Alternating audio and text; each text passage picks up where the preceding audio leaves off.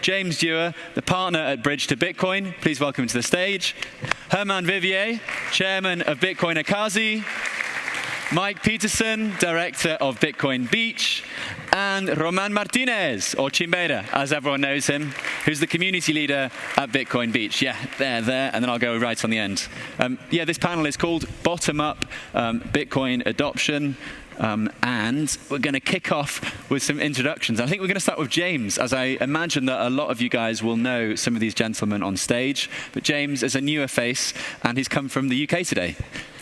Thanks, Joe. So my name's James Dewar. I'm a partner in Bridge to Bitcoin. I also set up and run my local meetup group in Berkshire, just west of London.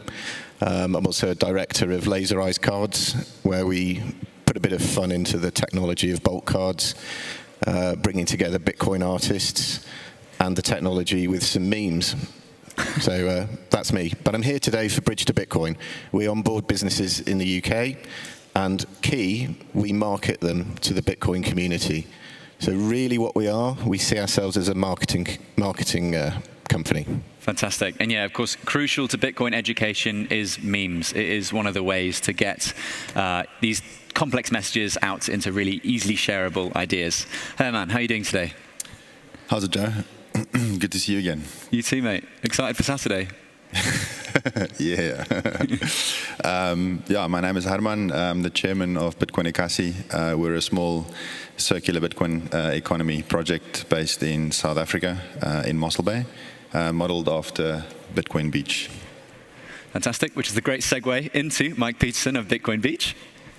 I'm Mike Peterson, director of Bitcoin Beach, and I think we were one of the first kind of bottom-up Bitcoin circular economies in the world, really seeing Bitcoin as a tool for those who have been left out of the traditional financial system and really as a tool for fairness.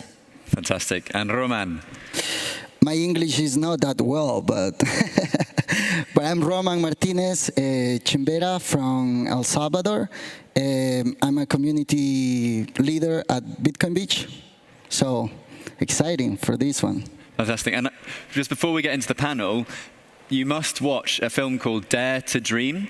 And in that film, Chimbeira explains how he first learned English and the importance of learning English and how that took you from $5 a surf lesson to $20 a surf lesson just for the pure fact of learning English. So I know he says he doesn't speak good English, but he really does. Really does. Thank you, Joe. Not at all. Okay, so bottom-up Bitcoin adoption. Obviously, El Salvador ended up being a top-down Bitcoin adoption. Where we are in Lugano it's sort of bottom-up, and it's also top-down at the same time. You know, we had the mayor of Lugano on stage earlier today. I wanted to start with James, please, because I think that everyone might be familiar with your guys' work already.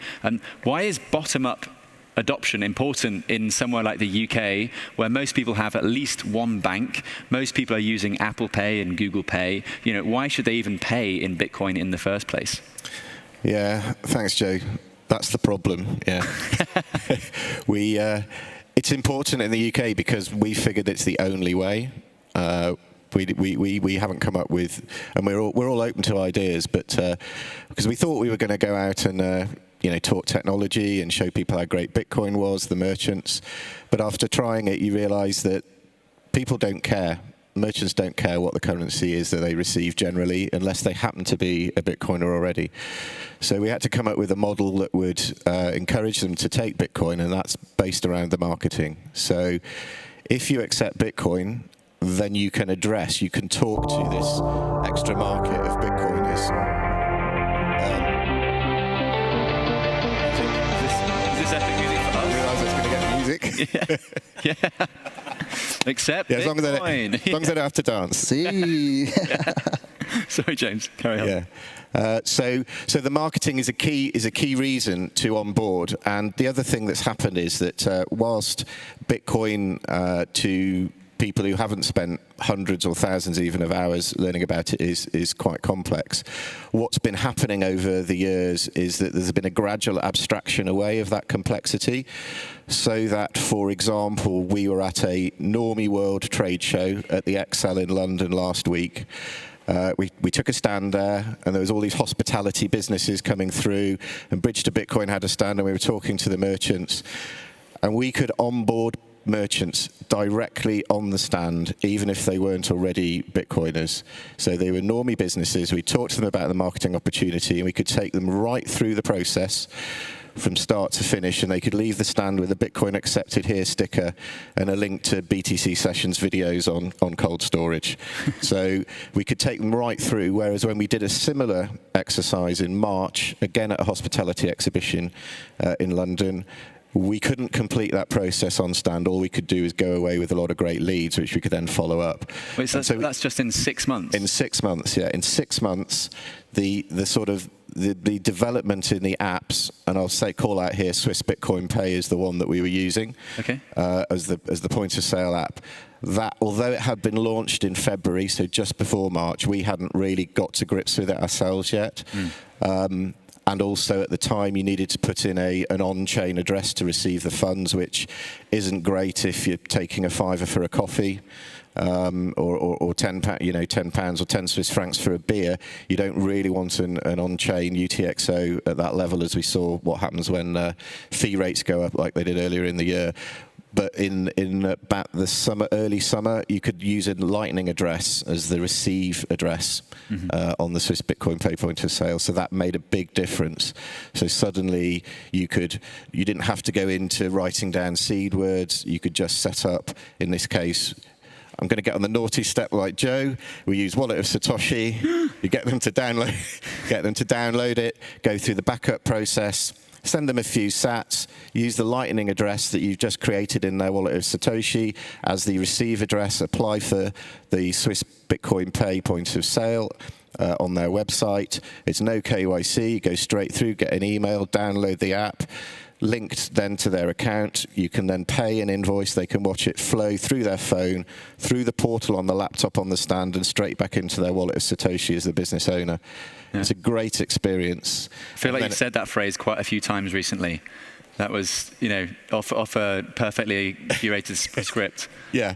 We did 10 businesses over the 2 days last week. So wow. We only onboarded 10 businesses on the stand. That's amazing. So it's working.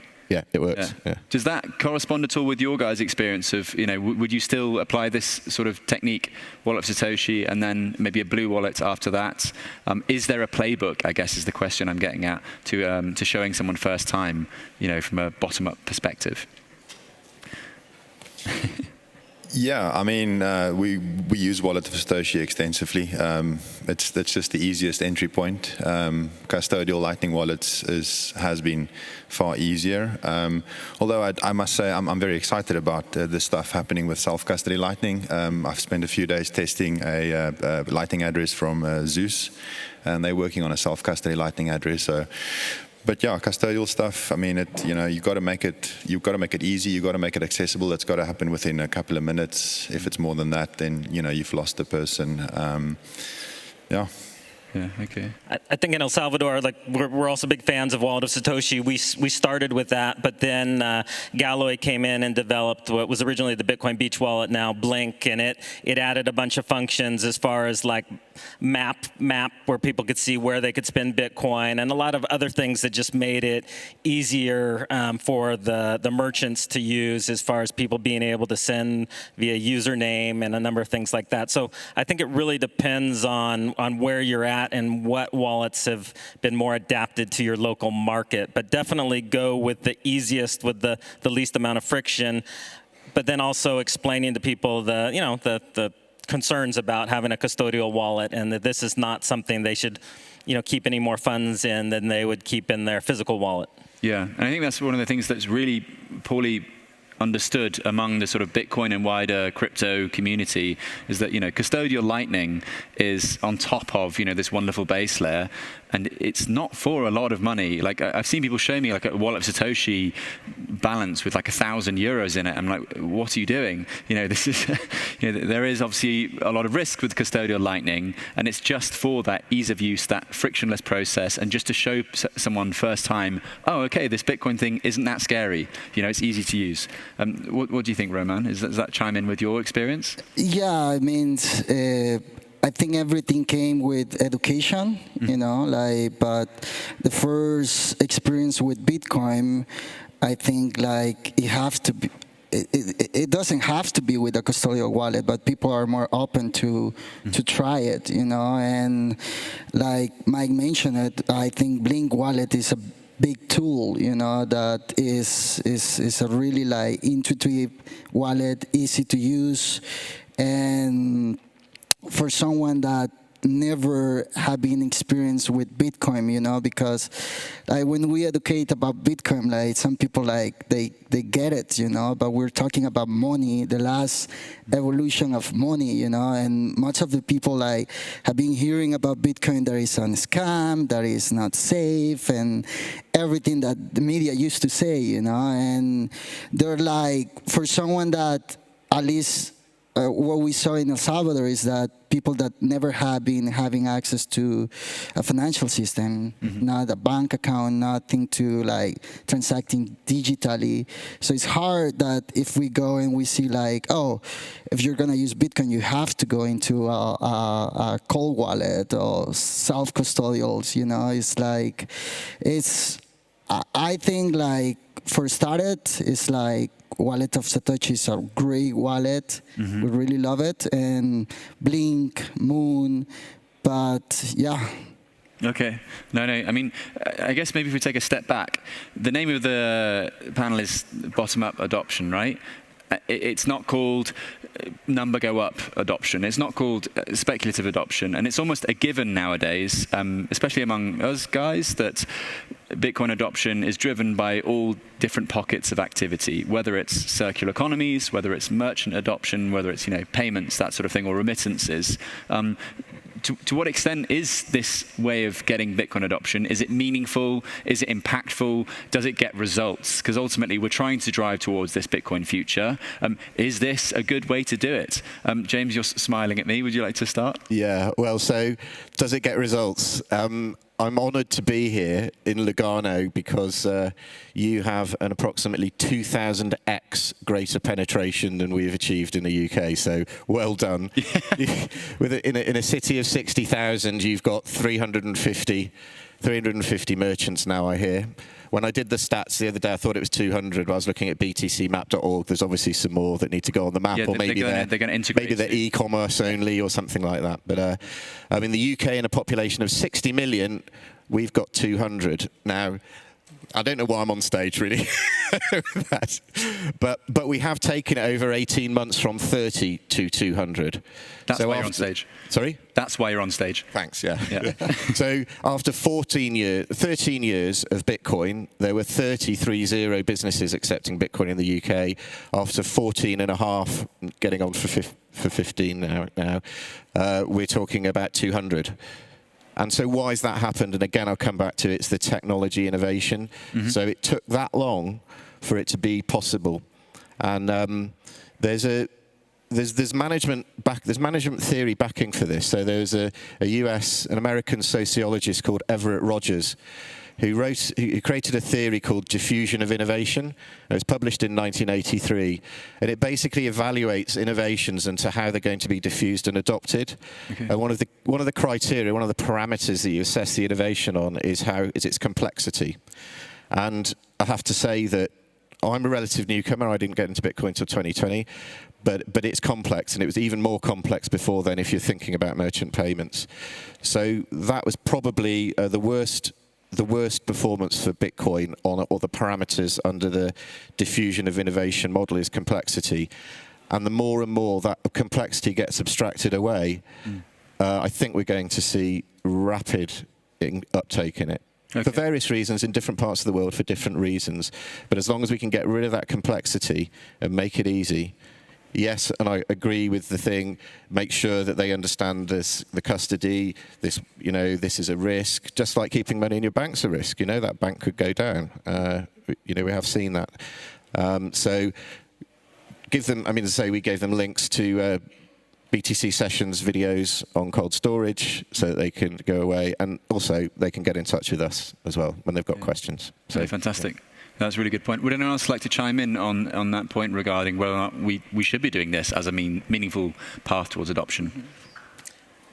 Just one thing, I just want to comment on something you said in the beginning, that in El Salvador, you and I want to correct you, Joe, because you said that it was a top-down. It really started as a bottom-up. I mean, it was for a couple years we were operating in El Zonte as a grassroots community effort, and Bitcoin was functioning there because it worked for the people that didn't have bank accounts. And so it was that even the president of El Salvador said they saw this happening and working in El Zonte. So that's why they want to roll it out countrywide. And so I think sometimes there's some, and I know this wasn't your point, so I'm not at all. No, thank you not for criticizing you, but I think sometimes people miss that because they say, oh, it was this top-down. It was a bottom-up, but the government was wanting to synergize, okay, we want to put our effort behind this because this is doing something that the banking system hasn't done in a century. These people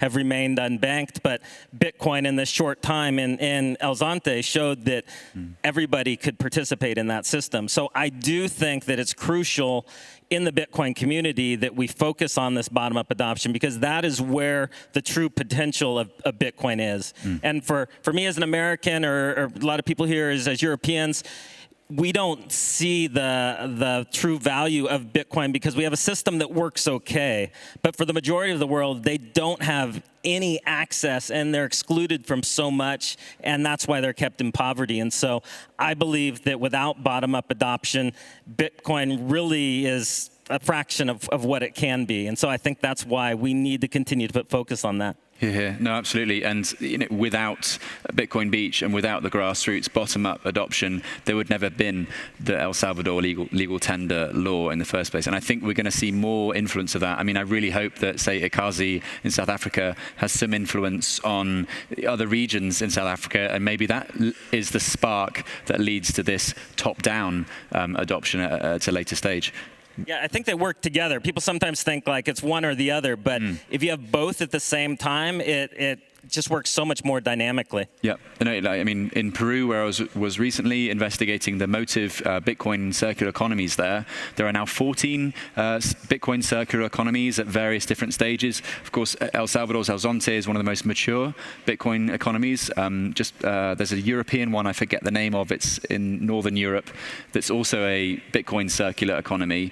And these sort of offshoots of adoption are what people can come and see, and the Bitcoin thing goes from being code on a screen and philosophy talks and podcasts into, oh my God, they just bought something with Bitcoin. Even just yesterday, like I bought a slice of pizza with Bitcoin, and a guy next to me started laughing, being like, oh, what are you doing? And I was like, oh, it's just Bitcoin. It's really easy money. Like it's just the same as your credit card or whatever. And that for him was funny, but then I was like, no, I'll send you some Bitcoin and show you. Send him some Bitcoin. He went away, and for him that was that twig from, okay, it was this weird concept to it's just money, and this is why it's so important. I just want to add something there. Bottom-up adoption and the sort of the spread of this without one single project growing too fast, too quickly. And what's been fascinating, there's at least two other projects, and one in particular that I want to mention called Bitcoin Witsand that popped up about a year after we started, about an hour and a half drive away from where we are. And it's incredible. I mean, it's this little coastal town. There's about 5,000 permanent residents there. It's a tourist destination. Half the year there's no one except these 5,000 people, and then over holiday season it's just packed. But about half the businesses in that town accept Bitcoin, and you can literally go there. You can pay for a bed and breakfast. You can pay for your takeaway food. You can buy groceries at the little local supermarket. Oh. And that happened sort of as a result of what we did in Mossel Bay, and what we did in Mossel Bay happened as a result of what these guys did in El Zonte, and so these things keep popping up like mushrooms all over the place. And that's kind of what I love about this bottom-up adoption movement. And then just one other point, I think a lot of people focus on merchant adoption, and that's very important, but one of the things that we've pushed very hard from the beginning is also, well, who's going to spend the sats at these merchants that you've onboarded? You've got to find a way to onboard spenders too. And the way we've done that is by paying salaries in Bitcoin. But there's other ways of doing that. But you got to tackle it from both sides. If you're gonna try and encourage bottom-up adoption, only onboarding shops is only going to take you so far. In fact, I think starting on the other end is maybe a better approach, because if you're going to give someone sats and that's all they're getting, especially if they're not getting any fiat, they're going to find ways to onboard shops to accept Bitcoin, because they've got to spend those sats. And to that point as well, you know, when you give someone sats and they have to find someone to sell the sats to, a lot of people are like, oh no, you should hold all your Bitcoin. It's like, well, in a way that them selling that Bitcoin to someone else is also introducing someone else into the network, which creates even more activity. Chimbera. I think one of the things that is really important to understand is that Bitcoin represent and will represent different things for everyone, you know? Like, for most of the people, Bitcoin is just an asset, you know, that they're holding, and everyone is hoping that it's going to go to 100K next year and buy a house in El Salvador. Right, John? But Me and you both. But Bitcoin is money, you know. Bitcoin is technology, and in El Salvador, for example, we use Bitcoin as a money.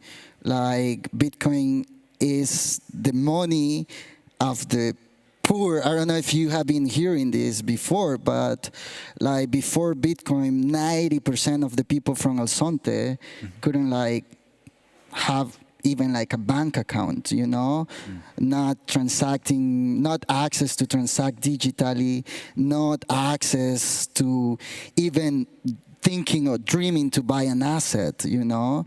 And Bitcoin is that tool, you know, that is allowing that 90% of the people from El Sonte, that 70% of the people from the whole country in El Salvador didn't have the same things that the people from El Sonte don't have. And that's what the president saw, you know.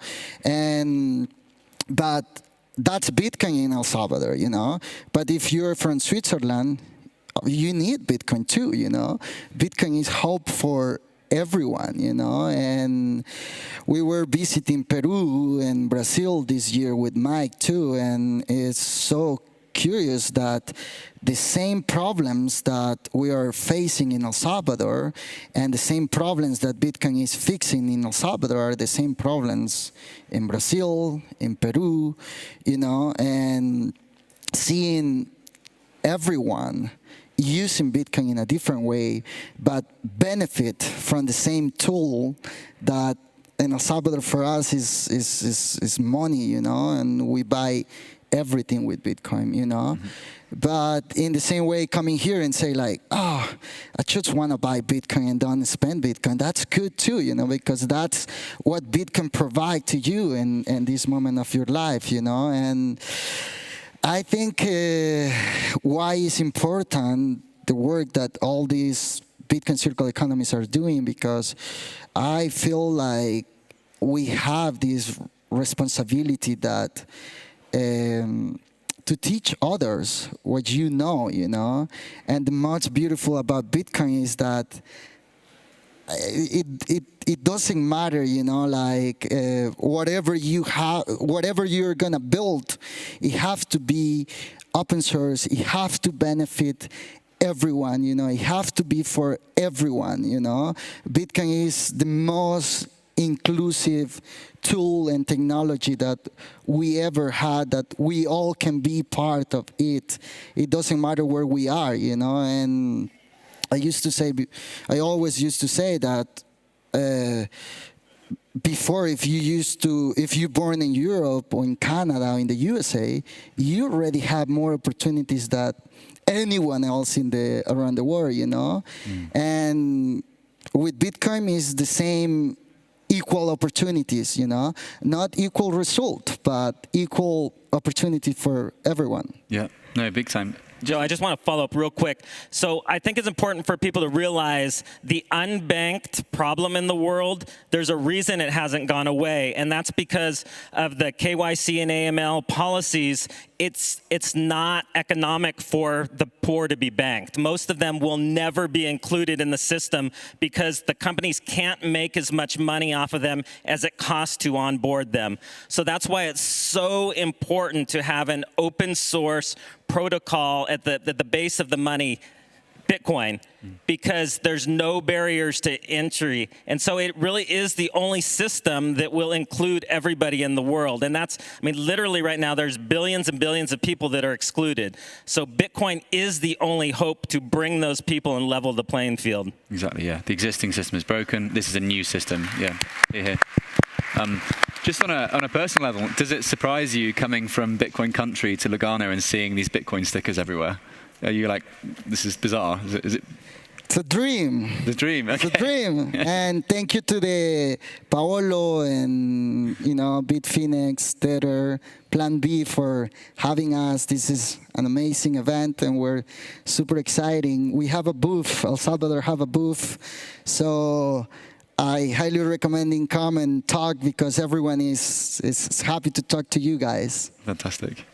I love the contrast. I love seeing, El Salvador or South Africa, these other places, developing economies where Bitcoin's so important, but also to see how relevant it is here, too, in a very developed place. Yeah, I'm still much happier spending Bitcoin on pupusas than I am on 25 franc pizzas. But, that's another debate. There are, well, in the morning there was more than 50 nationalities in the room. So people have come from all over the world, but of course lots of parts of Europe to learn about Bitcoin today. And of course you guys are the pioneers of the sort of circular economy, bottom-up Bitcoin adoption projects.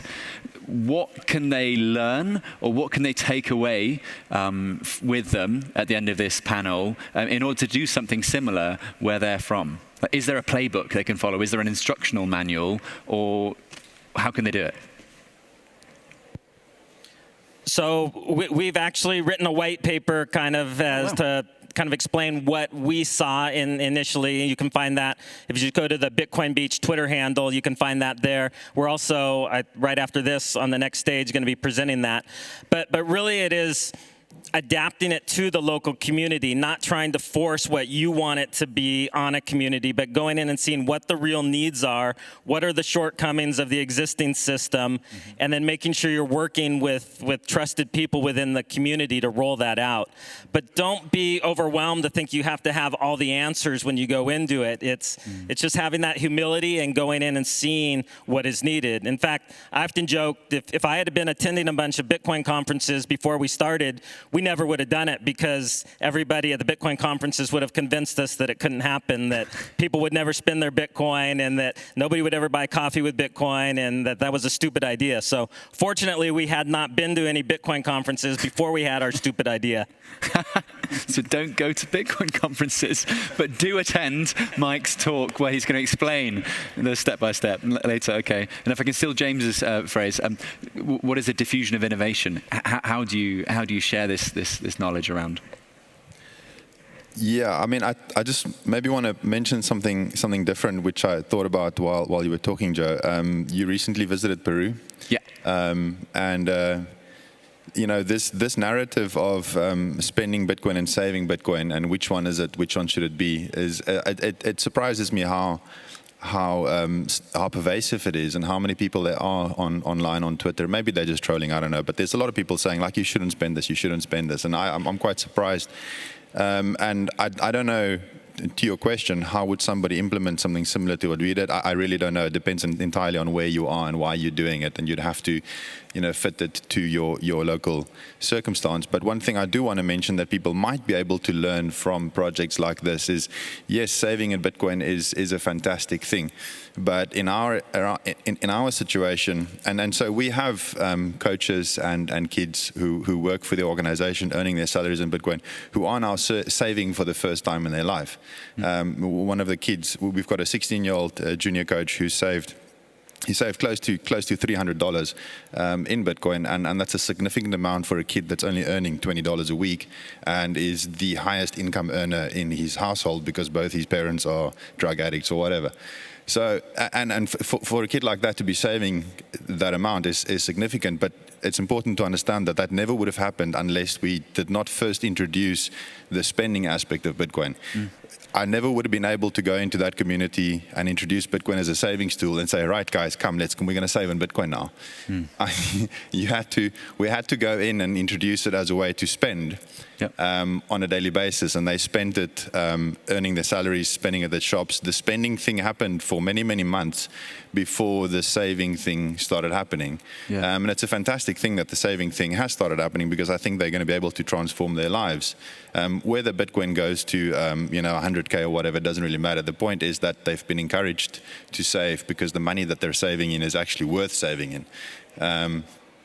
And so I think that's an important thing to take away from some of these projects. The spending aspect of Bitcoin can actually encourage the saving part. It's not either or. It's both at the same time. Yep, big time. Following on from there, sort of bringing it back to the developed world, I'd like to make an appeal, coming back to that thing about so many Bitcoiners, or certainly the conversations on Twitter about it's for saving, it's not for spending. And I want to make an appeal to all Bitcoiners, especially in the developed world, but it applies across the whole world. If you have that Bitcoin, we've got a number of festivals coming up, soon. We've got Diwali, we've got Thanksgiving, we've got Christmas. All of us will be buying things that we really don't want to buy, gifts to give to people, to stick into stockings, to put under the tree, whatever it is in those festivals. If you're a Bitcoiner, seek out those businesses that are supplying those cookies, those soaps and smellies, perfumes, those specialty teas, the beer that you need in your house when you're having guests. Seek out those businesses on the maps, btcmap.org, or in the UK, if you go to bridgetobitcoin.com, we've got a where to spend. And on there, we can also include all the e-commerce sites, which at the moment are not applicable on btcmap.org, but I understand they're going to be addressing that shortly. Seek out those businesses, spend your sats, buy them back. Right? So your stat doesn't, you've still got your savings, you've got to buy those gifts anyway. Buy them from Bitcoin businesses using Bitcoin.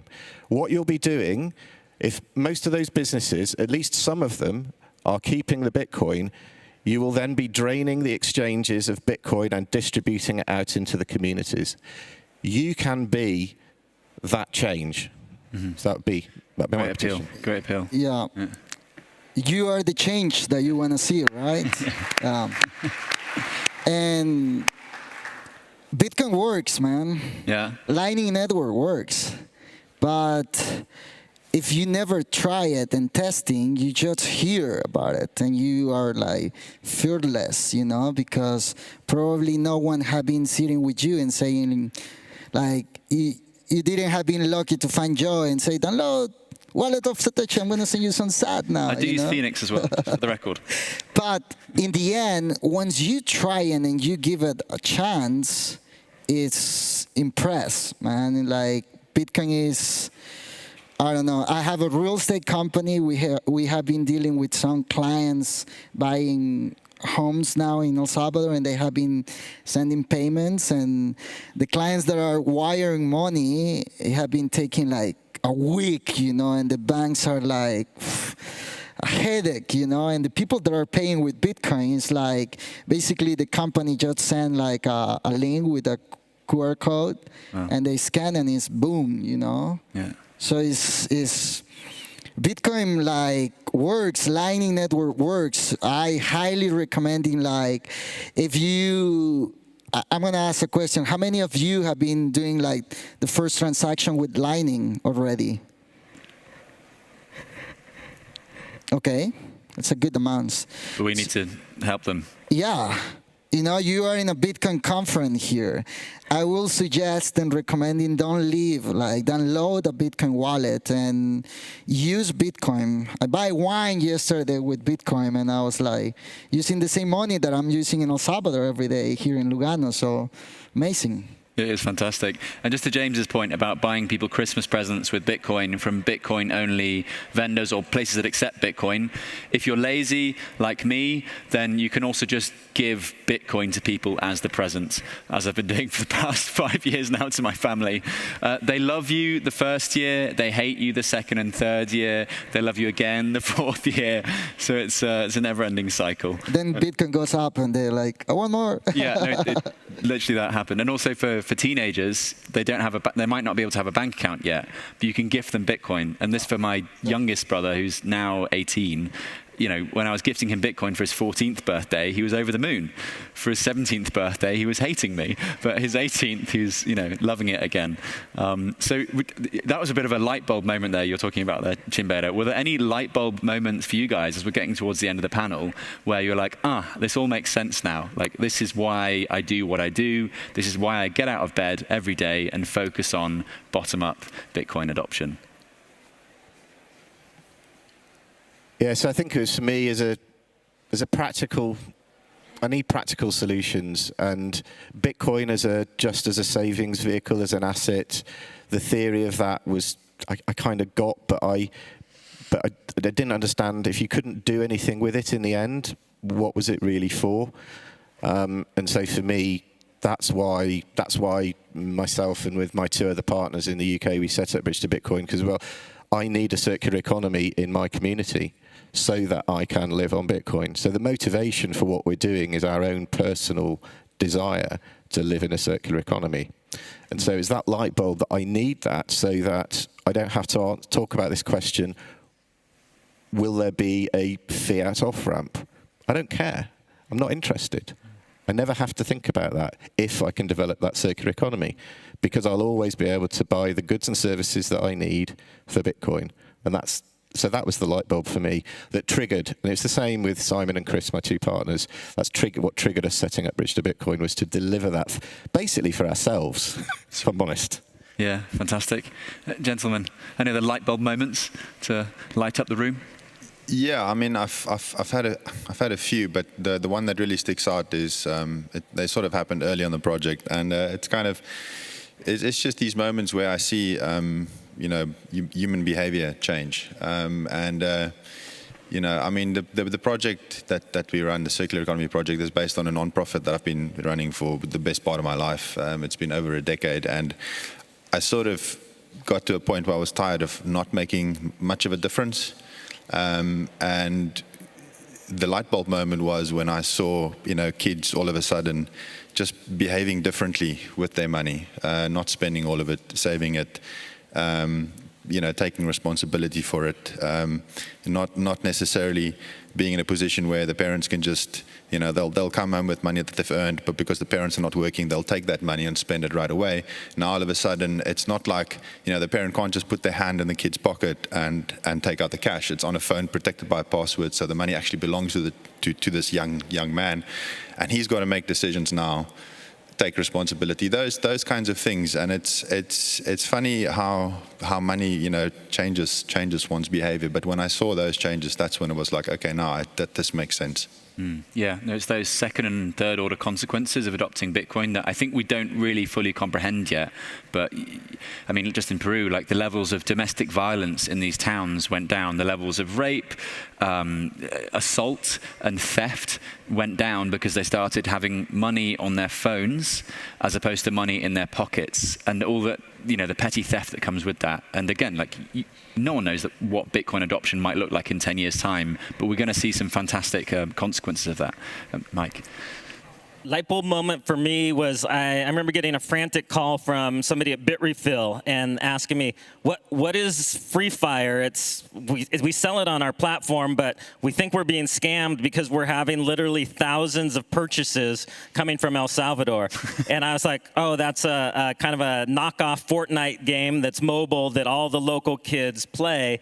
And they're like, well, why are we selling all these all of a sudden? I'm like, well, Strike was doing a promotion at that time, giving people, I think, $10 of Bitcoin if they signed up. And these young people had never had access to buy any in-app, the cloaks or the other things they could spend their money on. And not that that's what I would advocate, people spending money on those sorts of things, but for me, it was eye-opening. Now they have the chance to participate in this global market. And while that may be wasting their money, in other areas, they can now participate in, coding classes and other things. They can now purchase stuff online and prepare themselves to participate in the global economy, which they never could before because they didn't have access to credit cards. So it really opened the world to them. Fantastic. And as you're speaking, there is all these things, in case you're wondering what it is, these are Bitcoin communities all around the world. And all you need to do to get involved is start your own community, and we might see it up there very soon. Just to explain what was going on behind it. Thanks. Chimbera, do you want to take us home? Yeah. Bitcoin is hope, you know, like for me, it's the most beautiful thing is seeing our people in El Salvador dreaming and using Bitcoin as a tool to really change their life and not have to leave, you know, looking for better opportunities, and seeing all the people around the world looking El Salvador as the plan B, you know, to come and live, you know. So it's beautiful. Bitcoin is... El Salvador is another country for many, many things, but seeing Bitcoin playing a role on the mindset of our people and bringing that hope and freedom is amazing. Yeah, no, it truly is. And if you do get the chance to go to El Salvador, please do. It's a country undergoing profound change, and it's very rare to find that, particularly in the current climate around the world. I just want to thank you guys so much. To James, to Hermann, to Mike, to Chimbera, thank you so much for joining me this morning. It was a fantastic discussion. Please give them a round of applause. Thank you. Cheers, guys. Yeah, if you'd like. Yeah, thank you so much. No, thank you.